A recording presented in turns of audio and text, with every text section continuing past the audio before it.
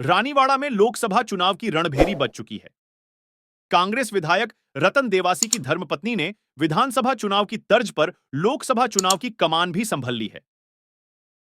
3 दिनों से विधायक पत्नी श्रीमती विराज रतन देवासी रानीवाड़ा विधानसभा क्षेत्र के कई गांवों का दौरा कर चुकी है। बता देते हैं कि विधानसभा चुनाव 2023 में विराज ने सबसे ज्यादा डोर टू डोर कैंपेन चलाकर चुनावी माहौल एकतरफा करने का प्रयास किया था।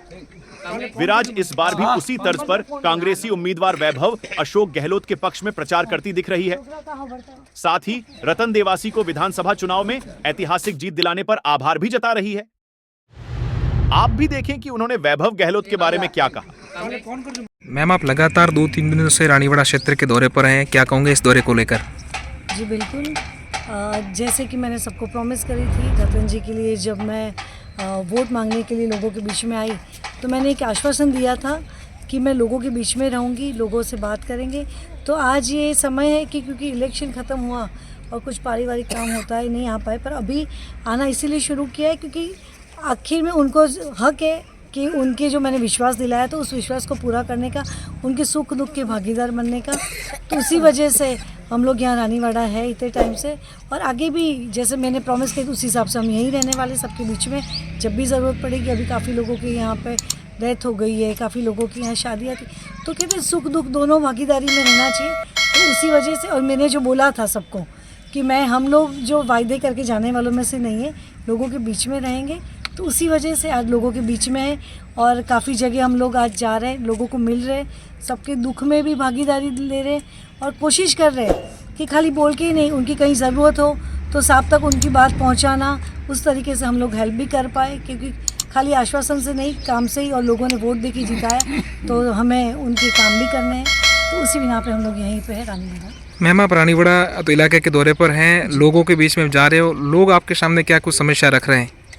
जैसे सबको लोग जानते हैं कि अभी गर्मी के दिन आ रहे हैं, तो लोगों में पानी की तकलीफ़ें हैं, काफ़ी जहाँ रास्ते नहीं बने, कि आगे का इतना समय 10 साल, अब जैसे भी सब जानते हैं कि 10 साल का समय MLA साहब को, नारायण सिंह जी को दिया हुआ था, पर जो विकास होना चाहिए था वो विकास नहीं हुआ है। वो तो मैं इलेक्शन टाइम में भी घूमी और अभी भी देख रहे, तो पानी की और सड़कों की व्यवस्था नहीं है। तो ये चाहेंगे कि सरकार भले ही कांग्रेस की नहीं है, पर जैसे मजबूत इन लोगों ने एक नेता को चुना है अपने लिए, तो वो ज़रूर अपनी बात रखेंगे और रानीवाड़ा के हर एक व्यक्ति का और क्षेत्र का काम करवाएंगे। लोकसभा चुनाव से पहले सियासत में इस बात की चर्चा थी कि विराज देवासी यहाँ से चुनाव लड़ेगी जालोर शुरू से, लेकिन ऐसा हुआ नहीं। हालांकि पहले से आपने मना कर दिया था कि मैं चुनाव मैदान में नहीं उतरूंगी। अब वैभव गहलोत आए कांग्रेस की टिकट लेकर, क्या कहोगे?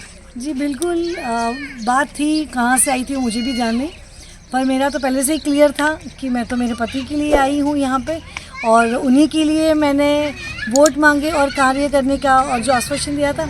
और अभी सरकार ने वैभव जी को दी है टिकट, तो वो भी बहुत अच्छे नेता प्रूव होंगे पूरे क्षेत्र के लिए।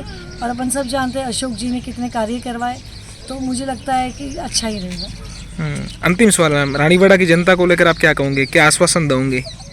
नहीं, यही आश्वासन देंगे और एक प्रॉमिस करेंगे कि सरकार भले भी कांग्रेस की नहीं है, पर रतन जी को जो इसको आप लोगों ने चुना है, वो हिम्मत कहीं हार रही, इतने साल नहीं हारे, तो अब तो आपने MLA बना के भेजा है, तो आपकी समस्याओं को विधानसभा में अच्छी तरह से रखना शुरू किया और रखेंगे।